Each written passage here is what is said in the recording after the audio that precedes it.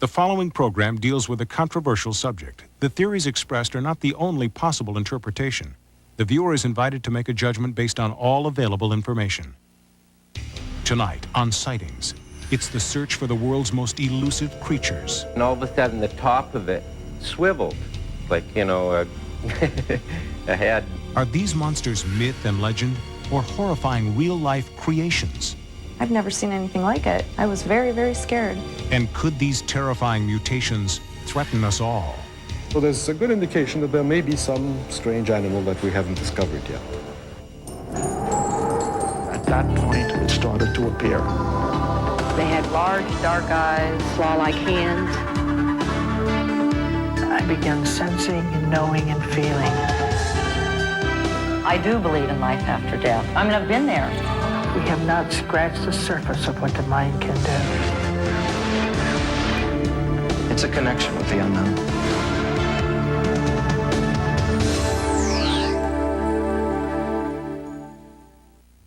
Welcome to Sightings. I'm Tim White. Tonight, monsters.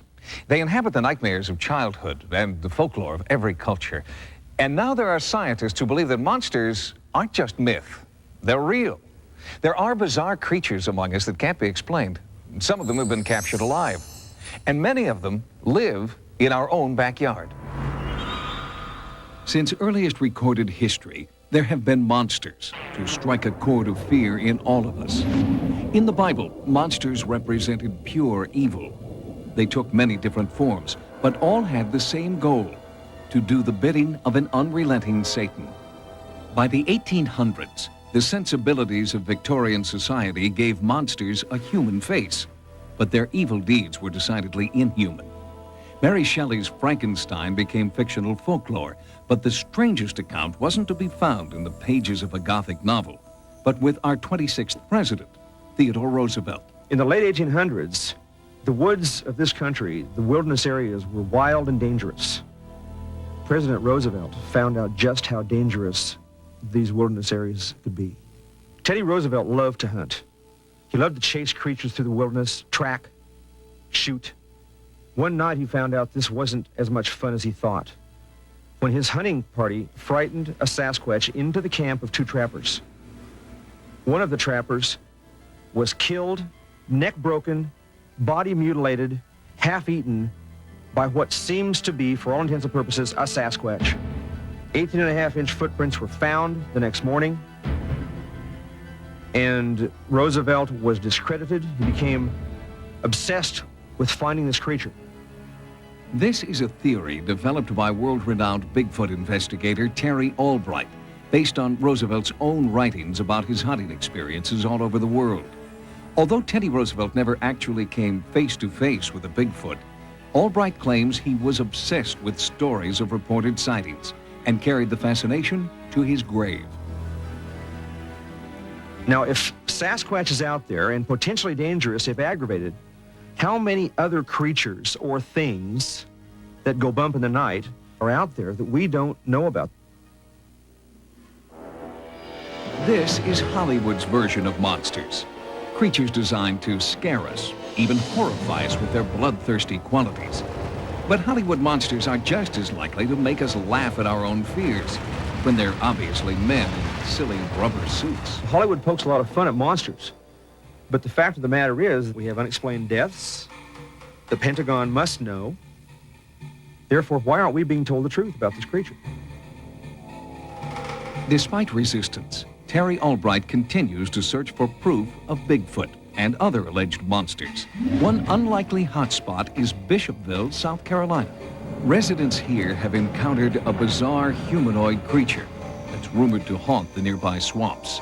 On July 5th, 1988, the Sheriff's Department responded to a call from a man who said he had been attacked by a scaly, 7-foot-tall monster locals have dubbed Lizard Man. 20-year-old Chris Davis was changing a tire on his car when he heard strange sounds. And after I finished changing the tire, I was putting the stuff in the trunk. And I heard a noise. I looked back. I see something big running toward me. So I shut the trunk and ran to the car. I heard a loud crash on the hood. Something or someone had clawed the hood of Chris's car and ripped off the molding. Footprints that didn't match those of any known animal were found near the attack site by Sheriff Liston Truesdale. This track was found in the woods not long after this man's story broke out. No one knows what creature could have made this claw-like print, 14.5 inches long and 7 inches wide. There are alligators in the area, but no one believes the prints or the attack was the work of alligators or any other animal known in the pages of traditional biology. And yet each year, there are bizarre discoveries that drastically change our perceptions about life on Earth. It scared me because of the traits it had. Everyone believes that there is something here. That thing went back that way, and I went that way. Sound far out? Well, pandas were once mysterious monsters in China until Western zoologists tracked and cataloged them. Marine biologists estimate that there are over 1 million species of sea life yet to be discovered. In 1989, Woods Hole Oceanographic captured these incredible bioluminescent creatures, and no one knows what they are. Could these be real living monsters that somehow survived from prehistoric times? Experts believe the ozone layer is shrinking, creating climate changes. DNA may be mutating, and with unprecedented heat and drought, who knows what bizarre new life forms may be created by these atmospheric changes. Coming up next. Its appearance was just a large humanoid creature walking like a human being. Our sightings investigators search for the legendary Bigfoot. There is no possibility that could be a man in a fursuit. A monster 8 feet tall, half man, half beast. Perhaps the elusive missing link between humans and apes. Since the first recorded sighting in 200 BC, creatures matching this description have been reported worldwide. But witnesses have caught only fleeting glimpses of the monster we now call Bigfoot. Is he, or she, real? From their office in San Dimas, California, Terry Albright and his partner Peter Gattilla are obsessed with tracking down the legendary Bigfoot. For over a year, the team has been concentrating on a rash of reliable sightings in Sonora, California. Signs of the creature's impact on local business are everywhere. In fact, the residents have adopted Bigfoot as an unofficial mascot. Travels up and down the West Coast, and it's in Alaska in the summertime and then comes back down here for winter. The biggest thing is size and its movement. More human-like than anything, than any animal. It had to be Bigfoot. There was no other answer. Here, Albright and Gattilla ask eyewitness Faye Milner to return to the site of her first Bigfoot encounter. We got out of the car, and dogs started raising hell and just barking and sniffing and carrying on. So I just looked around. I thought, well, maybe there's something here. Looked up here and saw 3 Bigfoots standing there. During an examination of the forest, the researchers found evidence they believe confirms Bigfoot was there.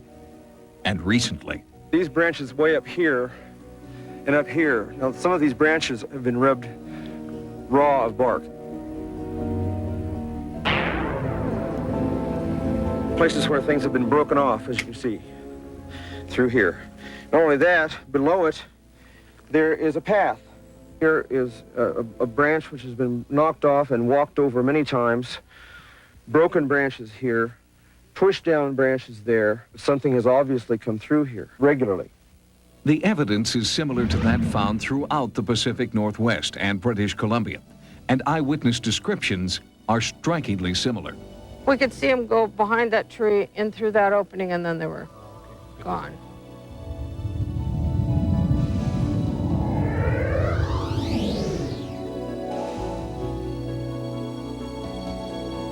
What I saw was about a 6.5, 7 foot creature, Bigfoot.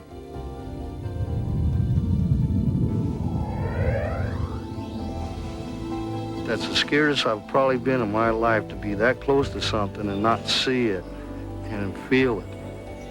And the way it was breathing, I figured that thing was big, big.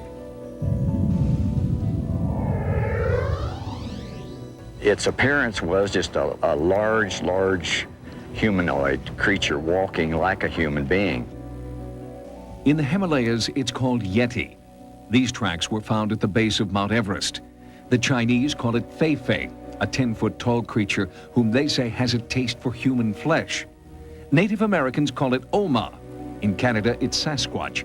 And in the western United States, we call it Bigfoot.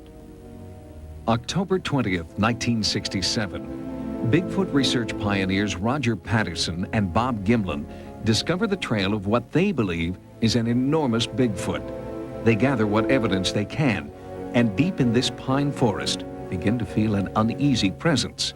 They face a dilemma. How will they react if a Bigfoot actually appears? We came around a bend in the creek where there was a downfall tree. At that point, as we came around the bend in the creek there, this creature was standing beside the creek. Startled by the looming presence of the creature, the horses reared. Roger Patterson was thrown to the ground, but steadied his camera long enough to capture this legendary creature on film. They encountered it very close, I think 20, 25 feet away, and Roger Patterson turned on his movie camera, ran after it as far as he could, and finally he stopped and it walked away. Further perspective on the footage comes from Grover Krantz, a physical anthropologist at Washington State University. Here is a cast that was made at the, in 1967 at the site where Roger Patterson got a movie of one. And this is what I would consider to be probably an adult female. The creature has extremely wide shoulders, well over 3 feet wide. And I've done some measurements, and no human being at 6.5 feet tall would have shoulders and chest width to equal that. So there's no way they could fit their arms in the costume. I've gone through the whole film and reconstructed everything, the exact body movements and everything you can. And I'm satisfied that there is no possibility that could be a man in a fursuit. There's just no way around it.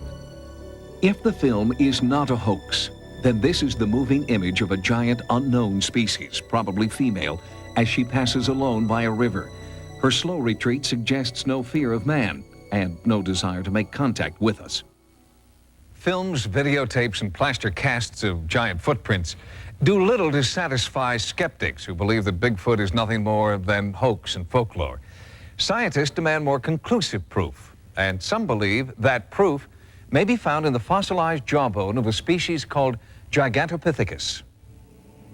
In the late 1950s, an anomalous lower jawbone was discovered in China.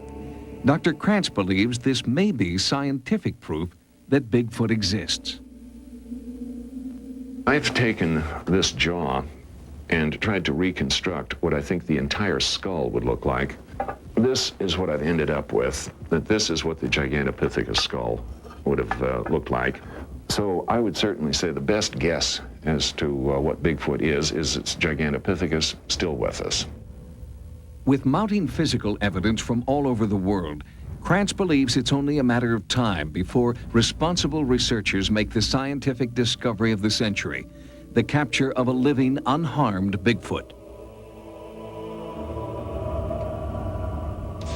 Coming up, we knew right off the bat it had to be some kind of a monster in the lake. has science found proof that the Loch Ness Monster exists? Well, there's a good indication that there may be some strange animal that we haven't discovered yet. If we are to believe the thousands of sailors and fishermen who've seen them, enormous sea serpents have populated our oceans and lakes since earliest recorded history. The most popular spot for sightings is, of course, Loch Ness in the Scottish Highlands. For 1,400 years, residents have searched for proof of a monster they know is there. The celebrated Loch Ness, 24 miles long, its waters so deep, dark, and murky that legend has it this body of water is cursed. Locals will tell you the lake never gives up its dead. Since 565 AD, hundreds have witnessed a creature no one can explain. There came out of a loch was this huge shape, massive shape, brown grey in colour, huge. And it then zomped back into the loch, and then the loch was flat calm. And what I saw then was waves about 18 inches high going to each side of the loch. And then it just disappeared. Believe it or not, we saw this great neck emerged from the water, at least about 5 feet, we estimate, above the water at an angle. Head and neck seemed to be one. Then it moved down with a sideways kind of motion and disappeared. And we hadn't drunk a drop of whiskey that morning. These witnesses are seeing something strange and alive in the water. But what? Some believe that there are prehistoric creatures in Loch Ness that have survived extinction. What else could explain this bizarre figure, captured in the most famous of all Loch Ness Monster photographs? Taken by a reputable London surgeon in 1933, this was the start of a worldwide search for proof of the monster. The big question in all this, of course, is, are these animals real? Why don't we catch them? Why do we see them so rarely? In order to answer these questions, scientists have used many different techniques to photograph or even capture the Loch Ness Monster. In 1975, the Academy of Applied Sciences made headlines around the world with these remarkable pictures. They clearly show a flipper and the body of a creature never photographed before. Could this be what locals affectionately refer to as Nessie? With this new evidence, the search for a living monster intensified. Operation Deep Scan was mounted. Boats equipped with sophisticated radar and sonar worked together to scan every inch of the lake. Then, one underwater scanner picked up a startling anomaly. Atlantis, what depth did you find target at, over? It started at about 480 feet down and rose up to 320 feet before we lost the target, over. When we work with sonar, we get strong sonar contacts in Loch Ness. Obviously, we have to resolve that because the two may be linked. So what is in Loch Ness?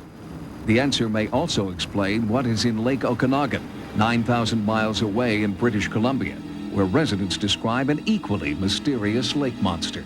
We had slowed down somewhat and moved over for it because it was coming straight for us. As it got across from us, we could see that this object, it was about 30 feet in length, and it was stirring up a tremendous amount of water. Could the creature that reportedly inhabits this lake be related to the Loch Ness Monster? The sightings follow a similar pattern, going back 100 years when Indians named this monster Ogopogo. All of a sudden, Ogopogo came to the top of the water. And my husband looked at me and he said, "Oh my God, it's Ogopogo." We figured it's around 40 feet long, and there's no fish in this lake 40 feet long, so it wasn't a fish. We knew right off the bat it had to be some kind of a monster in the lake. Unlike Nessie, an Ogopogo sighting has rarely been captured on film. But in 1987, an American film crew shooting a news documentary on Ogopogo made news themselves when they shot this rare videotape, an unidentified creature rising to the surface of the lake. Nothing around it, nothing in front of it, nothing behind it. What did the news crew film? Was it an extraordinarily large fish or a prehistoric cousin of the Loch Ness Monster? Are witnesses seeing the same type of creature 9,000 miles apart? And could there be more yet to be discovered in other bodies of water around the world? There's a good indication that there may be some strange animal that we haven't discovered yet. Chance will eventually perhaps favor us with discovering everything that lives in the ocean. If lake monsters actually exist, where did they come from? One intriguing theory suggests that during the last ice age, certain prehistoric animals were trapped in what would later become freshwater lakes. The possibility that these monsters are actually living dinosaurs propels scientists to continue serious research. Coming up, the world's most bizarre and frightening creations may be forced into our own backyards. It wasn't a natural thing. It was some kind of, I think it was an unnatural creature. A bolt of lightning, 100 million volts of electricity. Experiments have shown that this may have been the jolt that created life out of seawater. If that's true, imagine the beasts that could be created in the toxic waste of the 20th century.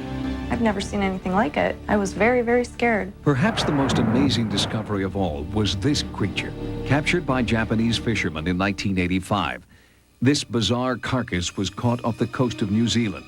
But the fishermen did not realize the importance of what they'd found. These rare photos were taken before the body was thrown back. Satellite photographs show that thousands of square miles of Pacific Ocean may be heating up. Near Mozambique, a fish thought to be extinct for 2 million years is captured alive. Could all these events be a hint of other monsters yet to be discovered? When I first saw it, the neck was way out of the water. So I went to turn my boat to avoid this. And then all of a sudden the top of it swiveled, like, you know, a head. And that's when the excitement started. Gary Limetta was on a pleasure cruise when he encountered a sea monster. This exclusive footage captures an 8-foot neck rising from the surface. From what Gary Limetta has described, it looked to him like a very large turtle without a shell. The big question is, what can this animal be? After all, we have a catalog of a great number of animals that we have caught in the ocean. Are there any others? We may soon find out. Dwindling animal habitats and destruction of the world's wild places mean animals, perhaps monsters, will soon have nowhere to go but into our own backyards. It scared me because of the traits it had. You know, it wasn't a natural thing. It was some kind of, I think it was an unnatural creature.